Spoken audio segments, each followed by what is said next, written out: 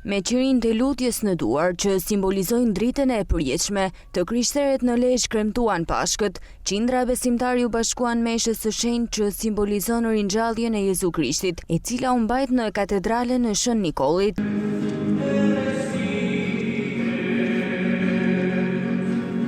Rituali, i cili zgjati deri në mesnatën e së shtunës, u drejtua nga i peshqvi dioqezës së Lezhës, Monsignor Ottavio Vitale, i cili në fjalën e tij para besimtarëve, duke ju referuar simbolikës së festës së Pashkëve, tha kjo është natë që shpëton mbi tokë besimtarët dhe Jezu Krishtin nga mëkati dhe korrupsioni i botës. Kjo vigjilje e shenjtë, këto ore që jemi duke jetuar, janë çastet me të mëdhate jetës sonë, me të ngarkuara me domethënie, kjo është nata që shpëton mbi tokë të gjithë besimtarët e Krishtin nga errësira e mëkatit dhe nga korrupsioni i botës.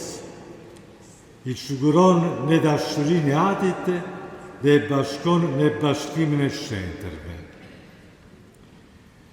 Tri pra janë ngjarjet që në këtë natë e kanë ndryshuar rrënjësisht gjendjen njerëzore. Njeriu ka qenë liruar nga errësira e mëkatit dhe nga korruptimi të natyrës së tij të vdekshme.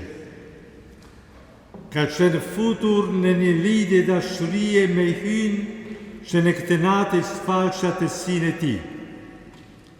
Rindërtohet bashkimit mes personave njerëzore.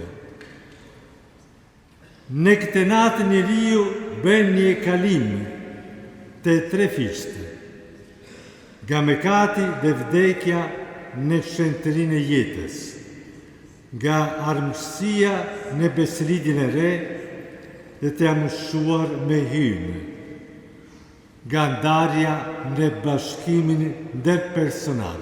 Pas meshës së shenjtë, besimtarët e krishterë janë drejtuar në shtëpitë e tyre me dritën e jetës dhe mesazhin Krishti u ringjall. Pashkët janë festa më e madhe e kalendarit liturgjik të Kishës Katolike dhe të kishave të tjera të krishtera, të cilat festojnë ringjalljen e Jezusit, si kundër e tregon beslidhja e re.